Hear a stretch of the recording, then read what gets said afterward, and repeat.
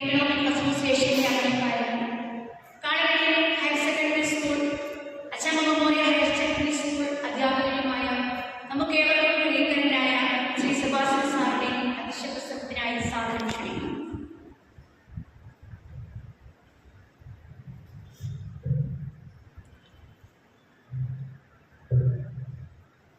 ഏറെ ആദരണീയനായ രചയിച്ച ഈ സമ്മേളനത്തിന് മുഖ്യ സന്ദേശം നൽകി സംസാരിക്കുന്ന എൻ്റെ പ്രിയ സുഹൃത്തും CCM കറിക്കാട് പ്രിൻസിപ്പലുമായ ഷാജി സാർ,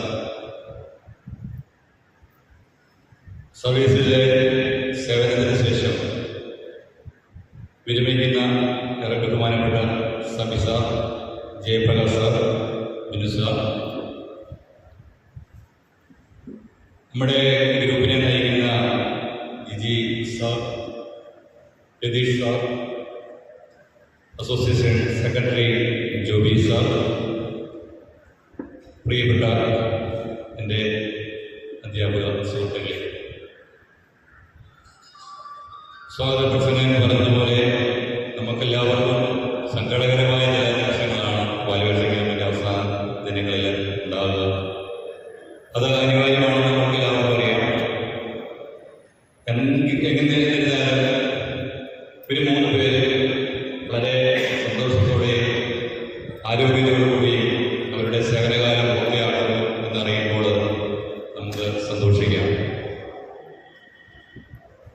അസോസിയേഷൻ്റെ തലത്തിൽ നിന്ന് പറയുമ്പോൾ 1-2 കാര്യങ്ങൾ പറയാനായിട്ട് ഞാൻ ആഗ്രഹിക്കുകയാണ്.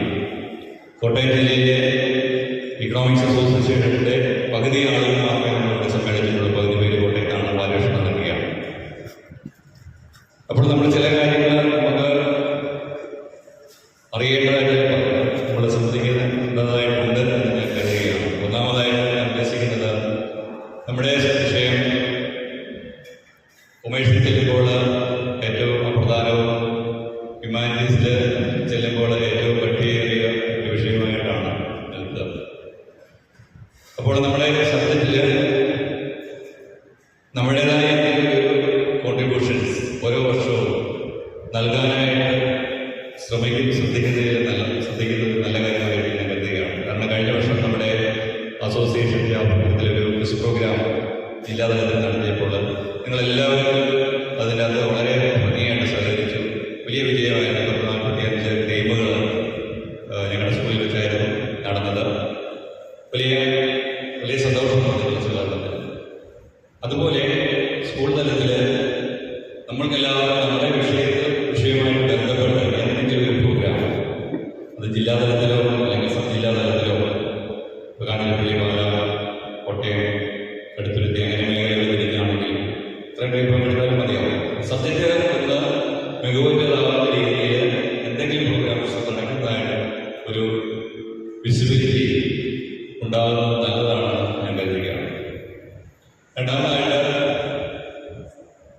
ഒരു പ്രധാനപ്പെട്ട കാര്യം സൂചിപ്പിക്കാനുള്ളത്, നമ്മുടെ എക്സാമുമായിട്ട് ബന്ധപ്പെട്ട പരീക്ഷ കഠിനമായി മാറിയിട്ടുള്ള ആരോപണങ്ങൾ അല്ലെങ്കിൽ പദപ്രതിവാദങ്ങളൊക്കെ നടന്നു. ഇവിടെ നമ്മൾ സാധാരണ തലത്തിലും ഡിആർഐ തലത്തിലുള്ള ട്രെയിനിങ്ങൾ നടക്കുമ്പോൾ തീർച്ചയായിട്ടും അങ്ങനെയുള്ള ശില്പശാലകളിൽ സാധിക്കുന്നവർ പങ്കെടുക്കുക എന്നുള്ളത് വലിയ കാര്യമാണ്. അത്തരം ശില്പശാലകൾ നമുക്ക് നമ്മുടെ ഇതിനെ സംബന്ധിച്ച് പുതിയ അറിവുകൾ നമുക്ക് ലഭിക്കുന്നത് വലിയൊരു കാര്യമാണ്.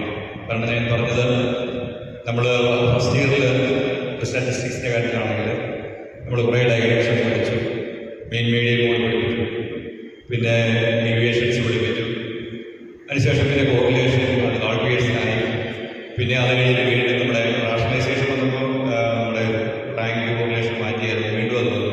അപ്പോൾ നമ്മൾ ചെയ്യുന്ന 1 - 6 × സിഗ്മ d സ്ക്വയർഡ് എന്നൊക്കെ പറയുമ്പോൾ കുട്ടി ചിലപ്പോൾ അനുഭവപ്പെട്ടുള്ള കാര്യമാണ്.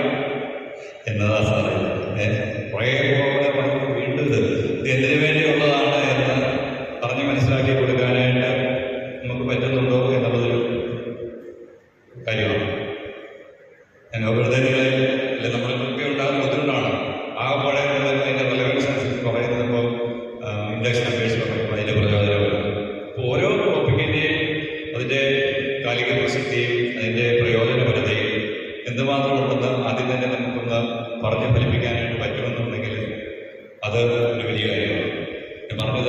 അത്തരം പ്രാക്ടിക്കൽ ആയിട്ടുള്ള ചില നല്ല കാര്യങ്ങൾ ഇങ്ങനെയുള്ള ട്രെയിനിങ് പ്രോഗ്രാംസിൽ കിട്ടും. പല വിഷയങ്ങൾ അതുപോലെ തന്നെ ഇങ്ങനെയുള്ള കാര്യങ്ങൾ നമ്മുടെ ടോപ്പിക്കിൻ്റെ ആ ഒരു അറേഞ്ച്മെൻറ്റ്സ് ഇപ്പോൾ മൈക്രോവേഡ് തിയറിയാണെങ്കിൽ നമ്മൾ ആദ്യത്തെ ചെന്ന് നേരെ കൺസ്യൂമർ മീഡിയകൾ അല്ലെങ്കിൽ അങ്ങനെയുള്ള കാര്യങ്ങൾ ഡിമാൻഡ് അറിയാനാണ് ഡിമാൻഡ് കഴിഞ്ഞ് സപ്ലൈ ഇക്വിലിബ്രിയം പഠിപ്പിക്കുക, പിന്നെ പ്രൊഡക്ഷൻ, അങ്ങനെ ഒരു സീക്വൻസ് അതൊക്കെ നമുക്ക് ഈ ശില്പശാലകളിലെ സാധ്യ മേഖലകളിലൊക്കെ നമുക്ക് നമ്മുടെ കാര്യങ്ങൾ ഷെയർ ചെയ്യണമെന്നുണ്ടെങ്കിൽ നമ്മൾ പറ്റുമെന്നുള്ളവരൊക്കെ ഇത്തരം ട്രെയിനിങ് പ്രോഗ്രാംസിൽ മാറി നിൽക്കാൻ പാടില്ല.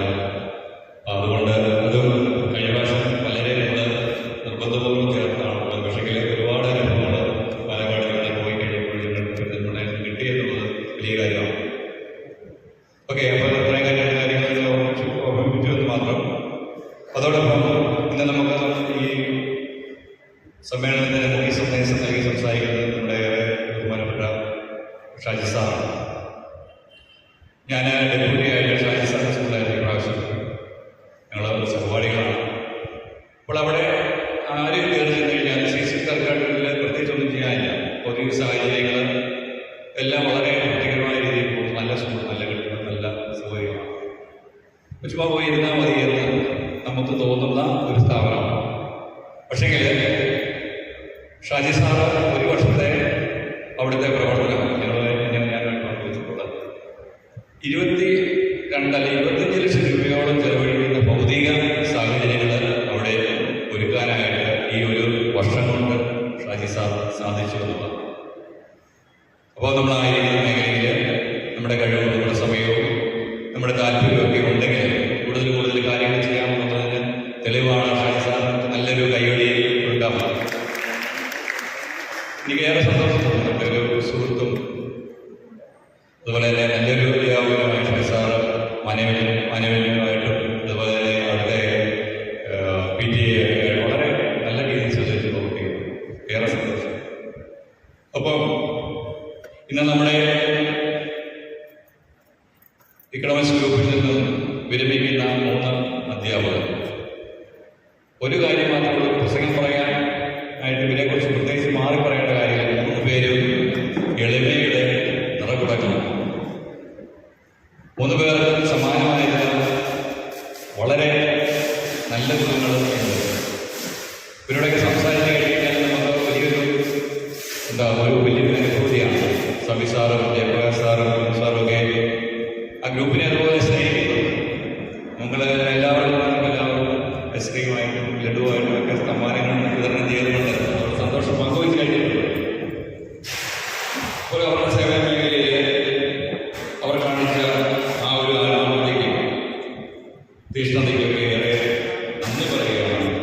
അതോടൊപ്പം തമ്പുരാന് അവർക്ക് വളരെ നല്ല ആരോഗ്യം നൽകി ഈ ഒരു സേവനകാലം 25 വർഷത്തെ സേവനകാലം അവരെ നയിച്ചു. അതിൽ നമുക്ക് ഏറെ സന്തോഷിക്കാം. പലരും നമ്മുടെ കുടുംബത്തിൽ തന്നെയാണെങ്കിൽ പലരും ആരോഗ്യ പ്രശ്നങ്ങളാലും ഒക്കെ ബുദ്ധിമുട്ടുന്നുണ്ട്. അപ്പോൾ അങ്ങനെ വരുമ്പോൾ ചെറിയ പ്രശ്നങ്ങളൊക്കെ ഉണ്ടെങ്കിൽ നല്ല രീതിയിൽ സന്തോഷത്തോടെ വിരമിക്കാൻ പറ്റുക എന്ന് പറയുന്നത് വലിയൊരു ശ്ലാഘനീയമായ കാര്യം തന്നെയാണ്. അത് ഇവർ 3 പേര് അച്ചീവ് ചെയ്തിരിക്കുകയാണ്. അത് നമുക്ക് ഏറെ അഭിമാനിക്കാം.